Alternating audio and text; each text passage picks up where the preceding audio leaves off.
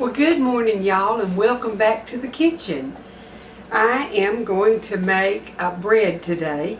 I've already got one loaf of just plain sourdough bread rising, but y'all have already had a video on that. So today I'm going to make pizza sourdough bread, and it is yummy. So I'm going to get y'all over to the mixer and let you watch me mix it all up, and then it'll have to rise for 5 or 6 hours.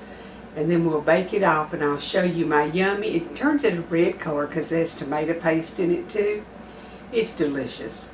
So we're going to make pizza sourdough bread today, and I got this recipe from Cultured Food Life, Donna Schwink, and if you don't have a sourdough starter, you can order one from her. culturedfoodlife.com. Okay, I've got a cup of my sourdough starter in the bowl. And now I'm going to add a cup of warm water.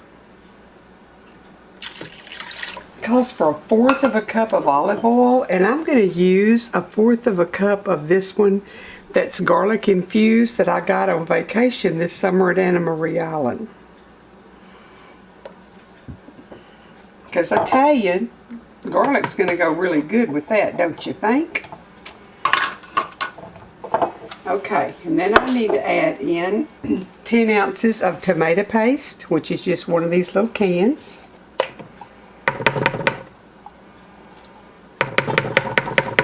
Okay, I need a tablespoon of Italian seasoning, and I need 4 cups of flour.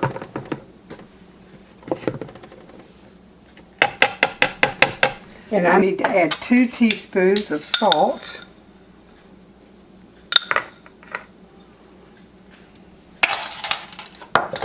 So I've got my starter, water, oil, the salt, flour, my tomato paste and Italian seasoning, and I'm going to mix that up. It also called for a cup of Parmesan cheese. So I've got everything in here, and I'm going to mix it.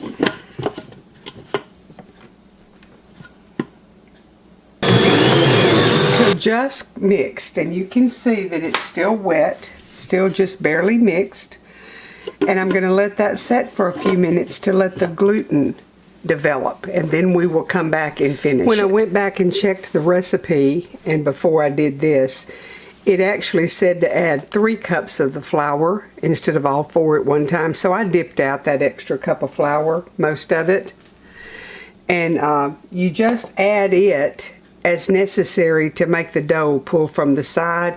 You want it to stay a little bit wet because that makes your bread have more air holes in it like sourdough.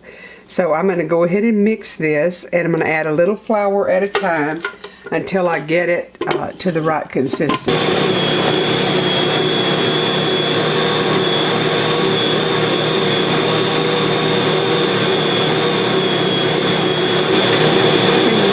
It's pulling away, but it's still sticking in the bottom, so I'm going to add a little more.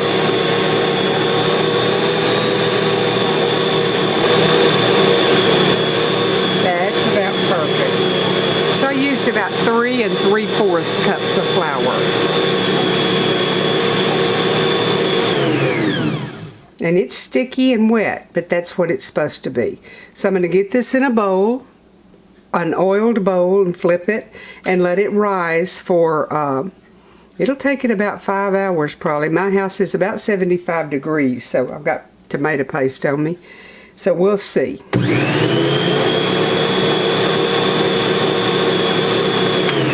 Okay, I'm gonna get it over there and get it in the bowl and let it rise, and I'll bring y'all back when it has doubled and show you, and then I have to punch it down and put it in the pans. And put the oil around in the bowl for 2 reasons. So my dough won't stick, but also I want some oil on my hands when I get it out of the mixing bowl, and that way it won't stick to me so badly.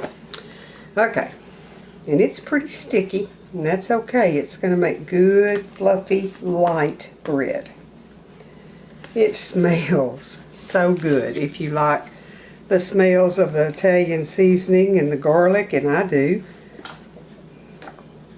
I like to toast this and then put a little marinara on it and eat it and melt a little cheese. and make it like a little miniature pizza. Oh my goodness, the flavor's already there in the bread. And then you add all the other goodness to it and it's wonderful. I'm going to get my spatula because I'll tell you what happened. I had a cooking class here one time and we made pizza dough. And I got dough all down my drain and my sink got to where it wouldn't drain well. And when Troy took it loose, there was a big old ball of dough that had collected in there. So I try to scrape everything and be sure I get it all out to keep that from happening. So let me get all this dough out of here that I can.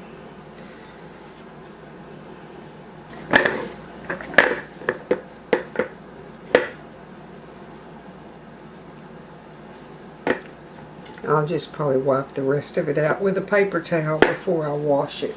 Okay, I'm just going to flip it in the oil so it won't stick. I'm going to put it over here and cover it and let it rise, and I will be back when it is doubled to show y'all, and we'll get it pressed down or punched down and put into a pan. I thank y'all for watching and hanging with me, and you're going to see some gorgeous bread at the end of this. I just thought I would show y'all the bread. It's risen just a little bit, not much, and then that's just the plain one that I made first. So I've got hours to go, but I was just showing it. Well, it's rising good. It is almost doubled.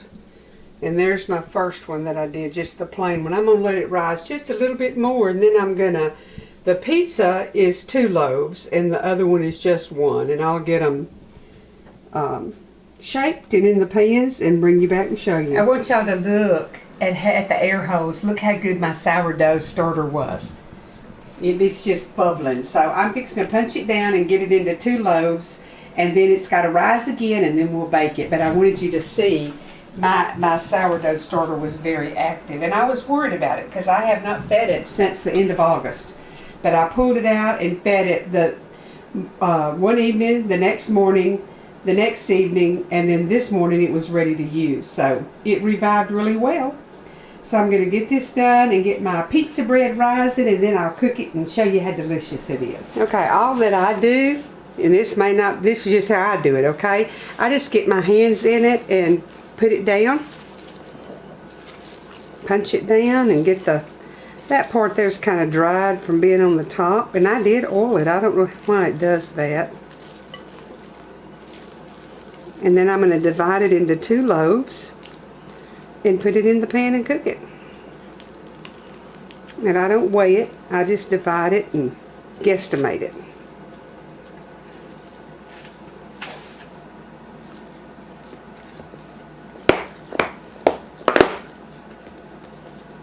This one's going to be a little bigger, I can tell. It's real soft, so it's going to be a really good soft bread when it finishes rising.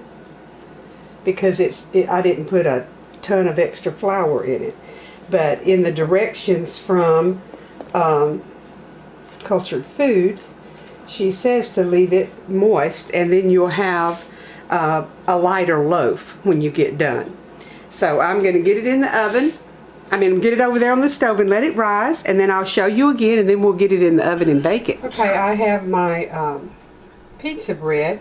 It has risen, it's doubled, and I'm going to get it in the oven, and I will bring y'all back and show you when I get it out of the oven and have it on the rack cooling. Okay, here's the pizza bread. The loaves are not, of course, as big as the plain one that I showed you because I made 2 loaves. Next time I'll make 2 loaves on the other, or 1 big one and 1 little one.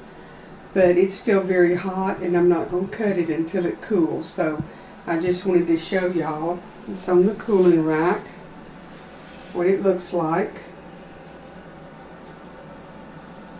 I love this pizza bread. I've been making it for several years. I bought my first starter from Cultured Food Life several years ago. And she's got a lot of good recipes for sourdough pancakes, waffles, just about anything you could want. Rolls, gingerbread, pumpkin bread, all made with the starter.